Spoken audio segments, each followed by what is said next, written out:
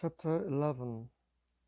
Now Jephthah the Gileadite was a valiant warrior, but he was the son of a harlot, and Gilead was the father of Jephthah. Gilead's wife bore him sons, and when his wife's sons grew up, they drove Jephthah out and said to him, "You shall not have an inheritance in our father's house, for you are the son of another woman." So Jephthah fled from his brothers and lived in the land of Tob, and worthless fellows gathered themselves about Jephthah, and they went out with him. It came about after a while that the sons of Ammon fought against Israel. When the sons of Ammon fought against Israel, the elders of Gilead went to get Jephthah from the land of Tob. And they said to Jephthah, "Come and be our chief, that we may fight against the sons of Ammon." Then Jephthah said to the elders of Gilead, "Did you not hate me and drive me from my father's house? So why have you come to me now when you are in trouble?"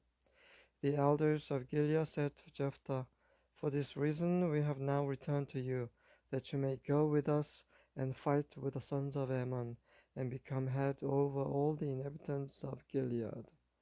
So Jephthah said to the elders of Gilead, "If you take me back to fight against the sons of Ammon, and Yahweh gives them up to me, will I become your head?" The elders of Gilead said to Jephthah, "Yahweh is witness between us. Surely we will do as you have said." Then Jephthah went with the elders of Gilead, and the people made him head and chief over them. And Jephthah spoke all his words before Yahweh at Mizpah. Now Jephthah sent messengers to the king of the sons of Ammon, saying, "What is between you and me, that you have come to me to fight against my land?" The king of the sons of Ammon said to the messengers of Jephthah, "Because Israel took away my land when they came up from Egypt, from the Arnon as far as the Jabbok and the Jordan. Therefore return them peaceably now."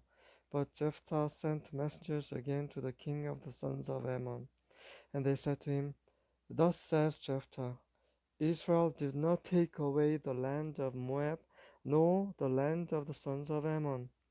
For when they came up from Egypt, and Israel went through the wilderness to the Red Sea, and came to Kadesh, then Israel sent messengers to the king of Edom, saying, "Please let us pass through your land." But the king of Edom would not listen. And they also sent to the king of Moab, but he would not consent. So Israel remained at Kadesh. Then they went through the wilderness and around the land of Edom and the land of Moab, and came to the east side of the land of Moab.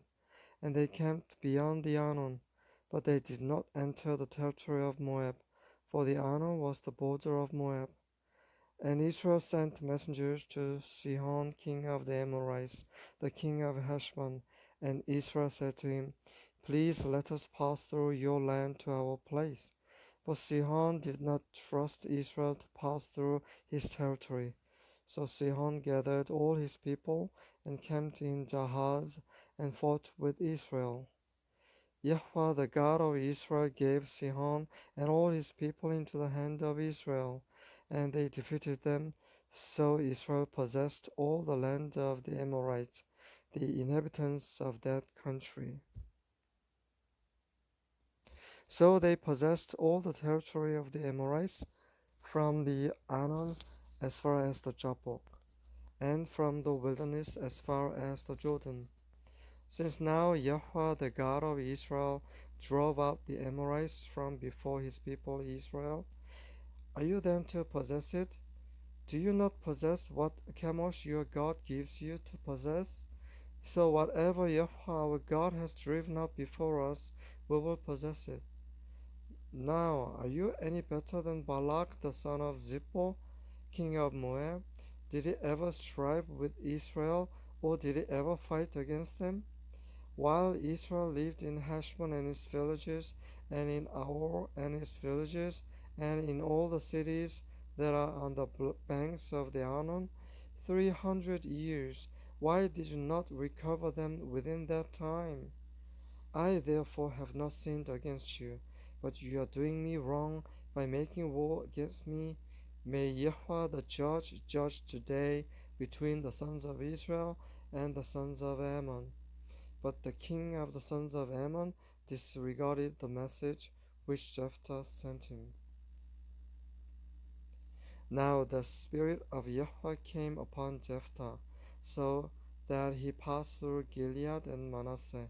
Then he passed through Mizpah of Gilead, and from Mizpah of Gilead he went on to the sons of Ammon. Jephthah made a vow to Yahweh and said, if you will indeed give the sons of Ammon into my hand, then it shall be that whatever comes out of the doors of my house to meet me when I return in peace from the sons of Ammon, it shall be Yahweh's, and I will offer it up as a burnt offering. So Jephthah crossed over to the sons of Ammon to fight against them, and Yahweh gave them into his hand. He struck them with a very great slaughter from Ar to the entrance of Minnith, 20 cities, and as far as Abel Keramim. So the sons of Ammon were subdued before the sons of Israel. When Jephthah came to his house at Mizpah, behold, his daughter was coming out to meet him with tambourines and with dancing. Now she was his one and only child. Besides her, he had no son or daughter. When he saw her, he tore his clothes and said, alas, my daughter, you have brought me very low, and you are among those who trouble me. For I have given my word to Yahweh, and I cannot take it back. So she said to him, my father, you have given your word to Yahweh. Do to me as you have said, since Yahweh has avenged you of your enemies, the sons of Ammon. She said to her father, let this thing be done for me. Let me alone 2 months, that I may go to the mountains and weep because of my virginity, I and my companions. Then he said, go. So he sent her away for 2 months, and she left with her companions, and wept on the mountains because of her virginity. At the end of 2 months she returned to her father, who did to her according to the vow which he had made, and she had no relations with a man. Thus it became a custom in Israel that the daughters of Israel went yearly to commemorate the daughter of Jephthah the Gileadite 4 days in the year.